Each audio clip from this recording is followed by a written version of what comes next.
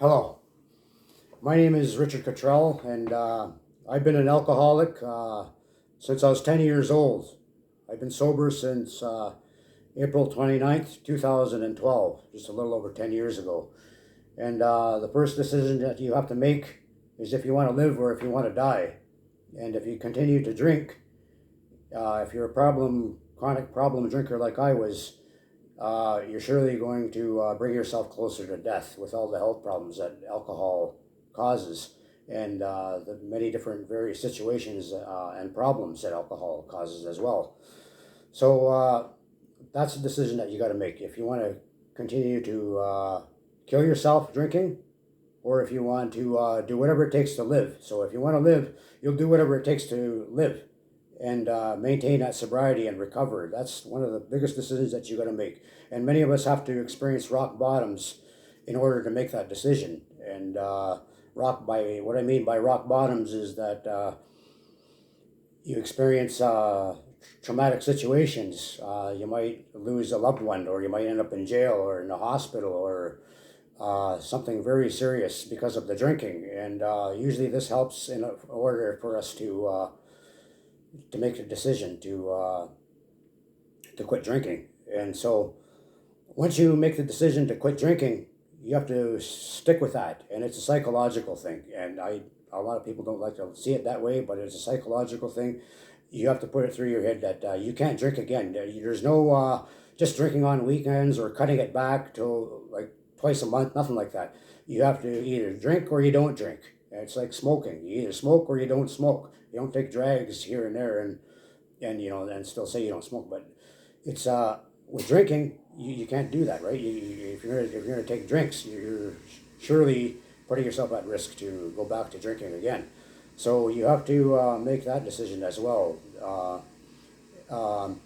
Also, changing habits, changing lifestyles. You can't hang around the same people that you used to hang around with. You can't practice those same just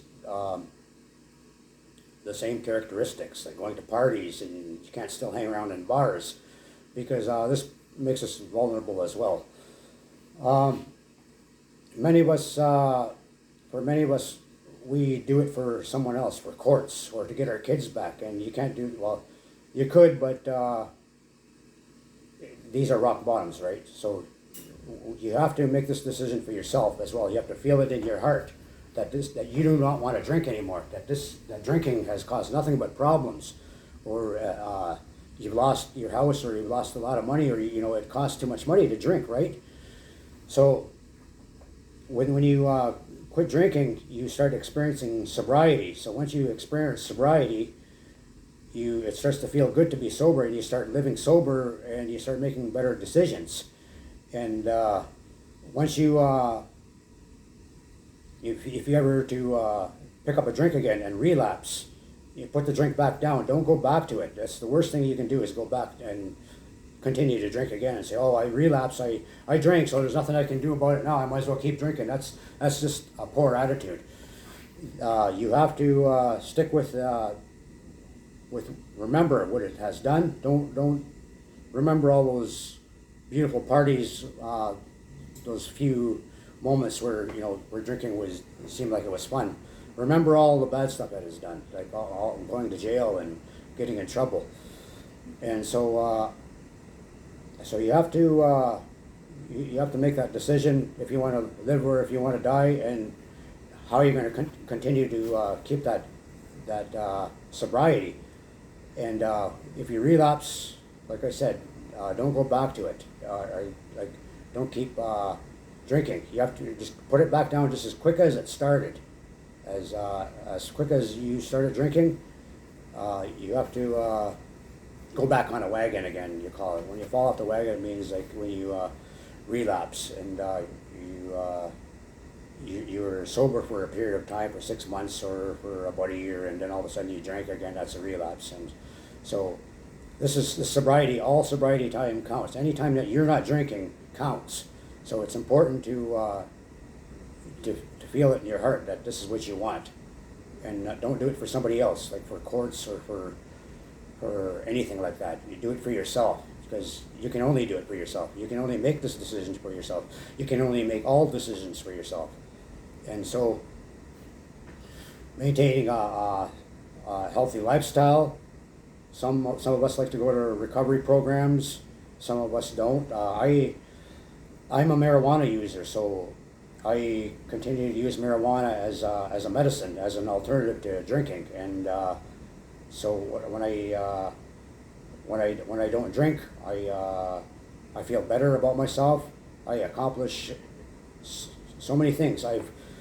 These are some of the best years I've lived in my life, and now I'm in my 50s, and these are some of the best years I've lived in my life. I've returned to my home here in Sarnia on Aamjiwnaang First Nation, and these are a lot of accomplishments that I made that I wouldn't have been able to make while I was using alcohol. And 10 years of sobriety, I wouldn't have been able to accomplish that if I didn't stick to these decisions and these principles that I laid before myself. So maintaining a healthy recovery, there's also ways of dealing with anger. We have to deal with anger. We have to deal with any bad things, garbage that we carry, sexual abuse, people that have hurt us.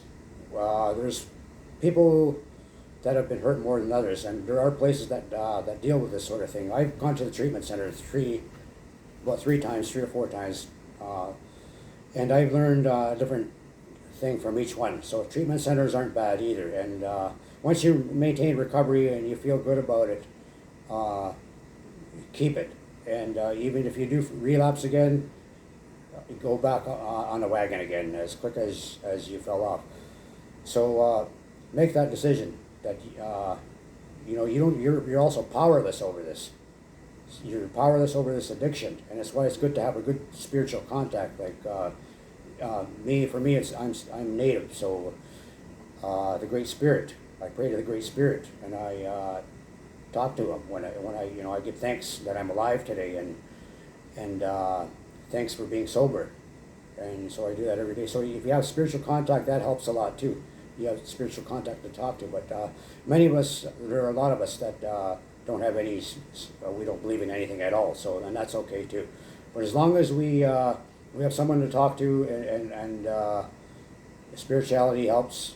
But as long as we have good people and we change our ways of thinking, we can't continue the same ways of thinking. We can't hang on to the same core beliefs. We can't hang around in the same places. We have to change a lot of that. I'm not saying you have to change friends, but it does help, especially if you're around friends that abused alcohol all the time. So in order to stop drinking, you really have to, it's a psychological thing, and you have to make that decision for yourself and ask yourself if you want to live or if you want to die. And if you want to live, what's it going to take to live? And how do I stay alive? And how do I not drink anymore? So with that, I would like to wish everyone good luck. And I will be back with you again. Thank you for joining us. Me and my dog Oreo, who appears in some of my videos every so often. And have a good day.